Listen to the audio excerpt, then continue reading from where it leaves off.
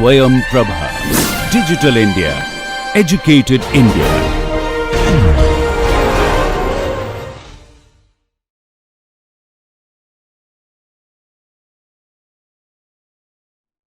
So this is essentially what we have already sort of said, that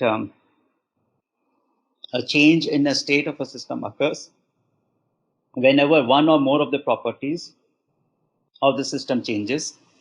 So if I change any property of the system, because it is fixed at one, all properties that we are saying that will have a unique value.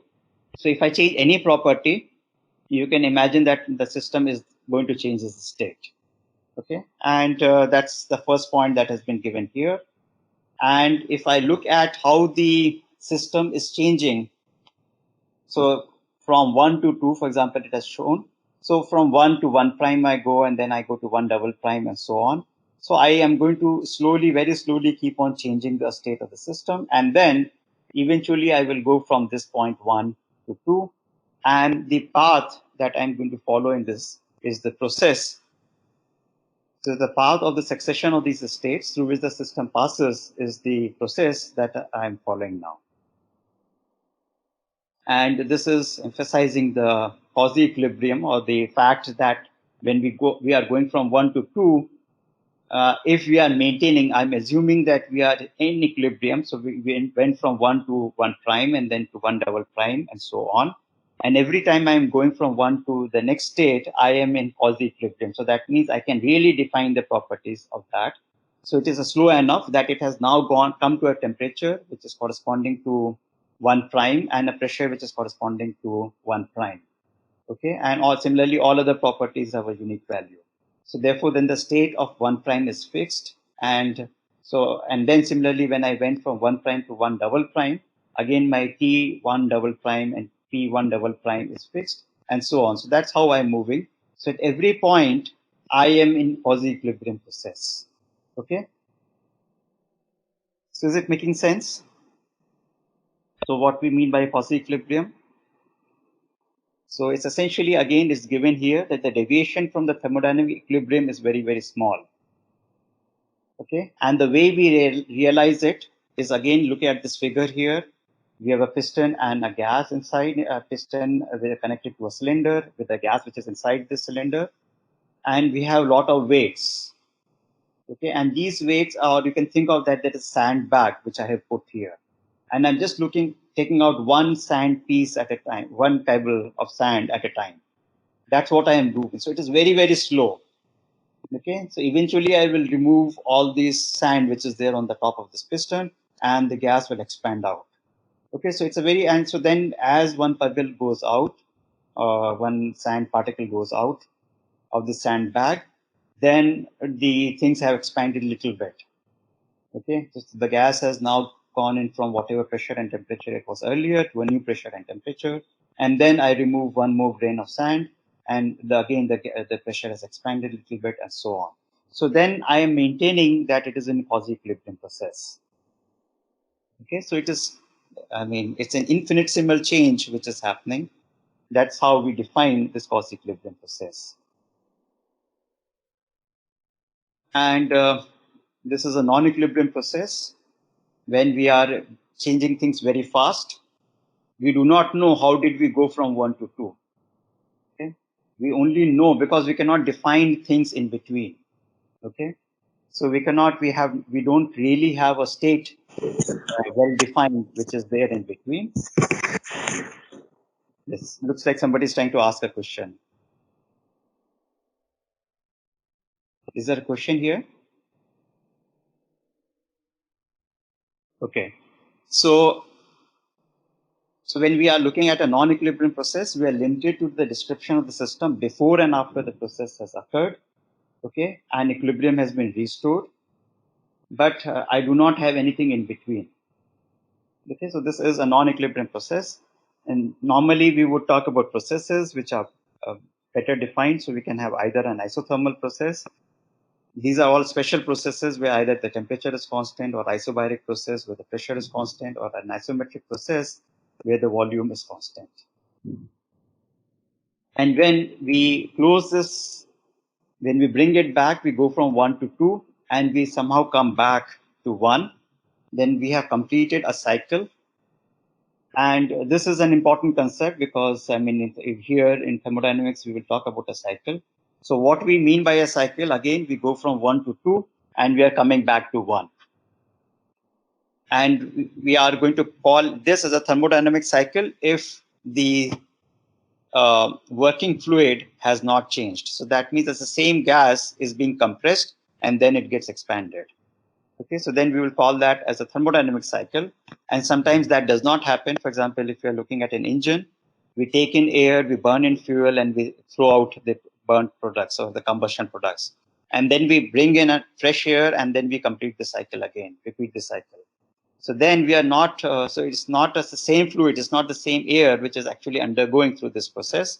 And therefore we'll call that, although the process is getting repeated, but the working fluid, the air is not the same every time. So then we will call that as a mechanical cycle as opposed to a thermodynamic cycle. Although this is not a major distinction, but this is something that we can look at. I mean, you can just keep in mind whether we are talking about the same fluid or we're talking about a different fluid. So I guess this is, I mean, the idea of equilibrium and non-equilibrium, that is one important thing. And after that, these isothermal, isobaric, and isometric are very straightforward. You have already been exposed to that. And when we are talking about a process, we are essentially saying that we are going to be in some sort of a quasi equilibrium throughout. Okay, so if that means that we can define all the intermittent states while going from 1 to 2 very clearly, only then we are saying that we are in quasi equilibrium and I have a well defined process. Otherwise, I am in a non equilibrium process and I only know the endpoints. Okay, any questions here? Excuse me, sir. Yes. Sir, in the isothermal process, we know that the temperature is constant throughout the process. But do we know that whether it can be a thermodynamic process, whether it is in thermodynamic equilibrium or not? Okay, so what we are, so again, so that's a good question. So see, we have already said that if it is a process, that means that, so this is something, let me go to that part.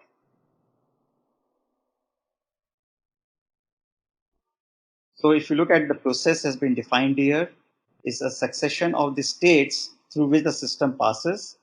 Okay, so the path is very clearly defined, and for this path, all these intermittent points that I'm having here from 1 to 2 are very well defined. So that means I can only define things when they are going to be in equilibrium. Okay, otherwise I cannot define things. Okay, I cannot define the state of the system if things are not in equilibrium.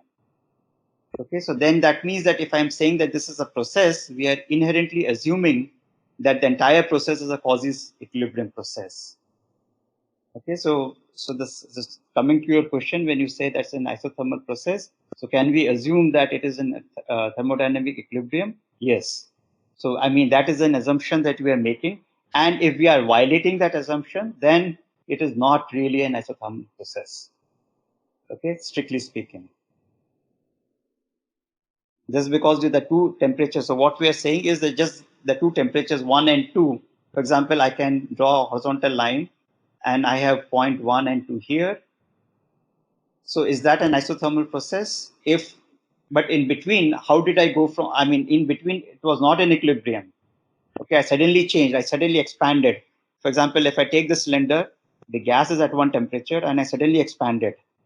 Now I let it wait enough and then I have again attained the room temperature. So my initial temperature and the final temperature are the same.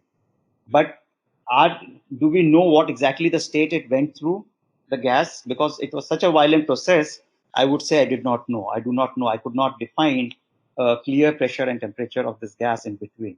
So therefore, this is not really an isothermal process, although the two endpoints are at the same temperature. So does that answer your question? So I'm trying to answer, is isothermal process always in thermodynamic equilibrium? So did you get your answer? Yes, sir, I got it.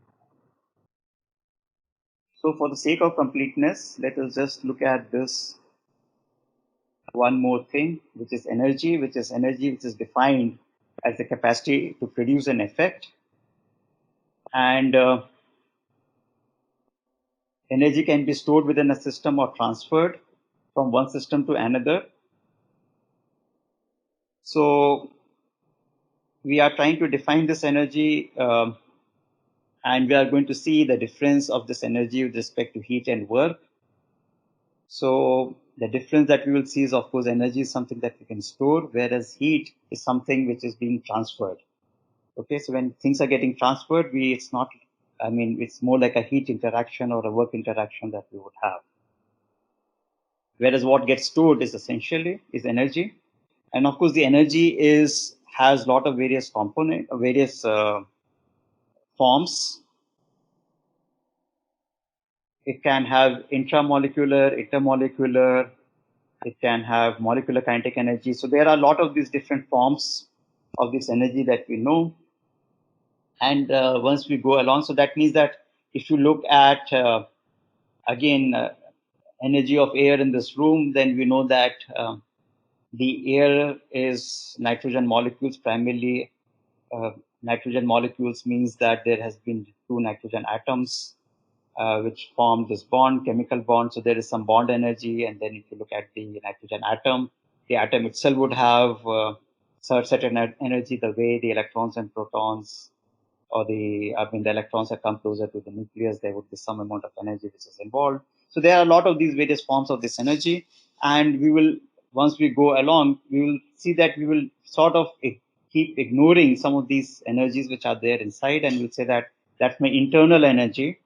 And we will not really bother about this internal energy, because for in our case, in our system, in the way, the type of analysis that we will do, the internal energy, in this form of molecular energy and the chemical energy would not change, and more like kinetic energy and the potential energy and maybe those sort of things would change. And we will, so we will have to look at what are the forms of energy. So, and we will have to look at the forms which are of more relevance to us, and that those are the things that we'll talk about. But this is just to sort of for the sake of completeness, and just to remind you, because sometimes we sort of get confused when we go further. Okay, what exactly are we considering here? Because energy has so many forms. Okay, so we'll have to be careful and to define it clearly. We have to be clear in our mind what forms are we looking at, and what forms are we are not really bothered about, because those are not changing. So with that, let us just pause for a brief quiz here. The quiz is very straightforward, but we will have a short quiz. So Ken, are you ready? Yes, sir. Sir, the quiz will appear in the assignment tab. So you can see the quiz now. So if you just click it, you will see 4 questions in there, and the quiz is for 4 minutes. You can start now. So we can go ahead with our next part. So we'll start talking about properties of a pure substance. So this is till now we have essentially defined certain important terms like process and equilibrium, property, intensive property, extensive property, and so on. Now we will start getting into the first topic, which is essentially pure substance. And we will define a pure substance as one which has homogeneous and invariable chemical composition. So homogeneous is with respect to space, and invariable is essentially with respect to time, that with respect to time, the properties of that substance is not changing, or with respect to space, the properties of that substance is not changing. And as we know that the substance can exist in 2 or more phases. For example, we can have liquid, water, and ice, or we can have vapor. Typically we have liquid, solid, and gas as the 3 phases, and things can exist in any of these. Of course, if you look at air, which is another important substance that we have to deal with, especially as engineers, we will have to we can look at mixture of gaseous air and liquid air, but this is not a pure substance because the composition of the two things would be different. So as you liquefy air, for example, certain constituents tend to liquefy first while the other remains in the gaseous state and so on. So then we will, that's when the composition of the two liquid and gaseous air will be different, and therefore we will not really have that as a pure substance. However, we normally deal with air as in the gaseous phase, and we can, although it is not really a pure substance for the reason that we have just mentioned, we are still going to treat air as a pure substance because of convenience, essentially. Especially, or till there is no phase change, although it's not really some mixture of various things. So after we have defined this phase substance, this is the first interesting important idea that we are going to see here. What you see here is pressure, temperature as the two axes here.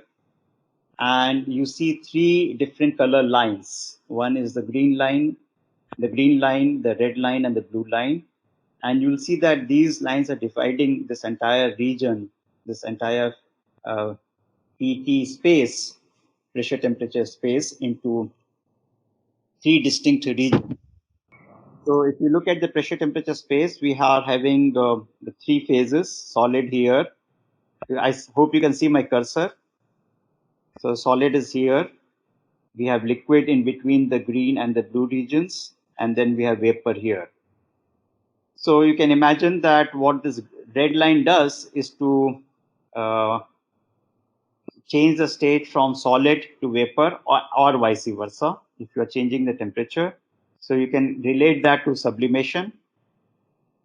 Then you have solid changing to liquid, which is somewhere here. And of course, this is like freezing or melting. And then we have liquid changing to vapor and vice versa. So that's like your evaporation or condensation. So these are the phases that you would see. Now there are, I mean, this is actually has a lot of useful information. So we are going through them a little bit slowly. So you see that there are two important and critical points. One is this triple point where all the three phases meet. So you can see that all these red, green, and blue curves meet here. So that means at this one point, you would have coexistence of liquid, solid, as well as vapor. All these three things will tend to coexist at this one point, which is the triple point. And in fact, when we look at it from the three-dimensional point of view, we'll see that this is not really a point, it is actually a line. The other thing that you will see here, which is very important, which is a point, even in the three-dimensional space when we see it, we'll see that this is the point which is known as a critical point. Now, what we mean by this critical point is that under these conditions, so right now we are not really saying that we are defining it for water or for any other pure substance. This is essentially something, this sort of a phase diagram applies for any pure substance. Okay. I mean, of course, we know that all the three phases would exist for any pure substance. So if you look here at this point here, so you add heat to it, you increase the temperature, and you go from liquid phase to gaseous phase or vapor, which is what we expect to have. But once you come to this point, what is interesting is that there is no change from liquid to vapor. Okay, so you see that beyond this point, there is no clear boundary of anything. Okay, so there is no, so till here, we have a demarcation of liquid and vapor. But after this point, there is no such demarcation. So it's a very little bit of a strange, whether you call this now, whether it's a liquid or it's a vapor, we don't know that. And we will rather call this as a supercritical fluid. And we are going to talk more about this supercritical fluid, which happens beyond this critical point. So that means that there is a critical pressure and a critical temperature beyond which the supercritical fluid would exist. But of course, I mean, everything else is well demarcated. We have the demarcation between solid and liquid very clearly given, and the vapor and the solid also again very clearly given. But once it comes to demarcating between the liquid and the vapor, they can be demarcated till a point which is the critical point, and beyond that, there is no such demarcation. Now you also see this green solid curves, and you also see this green dotted line, and these are because water has this anomalous behavior. So that means that if you take here, if you are at a point um, in liquid, you compress it, you increase the pressure, you expect to get into a liquid, into a solid phase, which is what happens with most substances. So most substances will exhibit this sort of a behavior, this sort of, I mean, this is of course quantitative, sort of a schematic figure. Whereas water, because it expands upon freezing, okay, it has this negative slope in pressure temperature curve. Now, on this curve, this is the first idea that we'll introduce, and we'll stop here for today because we are running out of time. We'll say that there is a saturation temperature. So that means like, so saturation temperature is a very thermodynamic term. So normally we are used to boiling point and such things, freezing point, boiling point. But in thermodynamics, we will use the term saturation. So what it means is, let us say that this is a phase diagram for water, and my 1 bar, which is 1 atmospheric pressure, is somewhere here. So normally you can, and this is normally we are at, this is around 25 degrees Celsius. So we are essentially at this point. So if you take out a glass of water, this is essentially the state it would be, which is liquid. Now, if I start adding heat to it, so that means my temperature is increasing, assuming that I'm doing this process at constant pressure. So then I'm going to move parallel to the temperature axis. And at certain point, I'm going to hit this curve, blue curve. So that means that the liquid will now start changing to vapor. So there is going to be boiling, which is going to get started here. So that the temperature that I'm going to attain is going to be my saturation temperature, which of course in this case for 1 atmosphere, we know that it is 100 degrees Celsius. But of course, if we increase the pressure, we are seeing that the temperature increases from 100 to 105 and 110 degrees Celsius. And similarly, if we reduce the pressure, my temperature is reducing. So at this phase boundary where the phase change is going to happen, we normally call that as a boiling temperature, but here we are going to call that more formally as a saturation temperature. And the pressure which is going to be there, corresponding saturation pressure, which is going to be called as a saturation pressure. So the saturation term is what we would introduce now, and we will leave it, and we will continue from here in the next class. So thank you, everybody.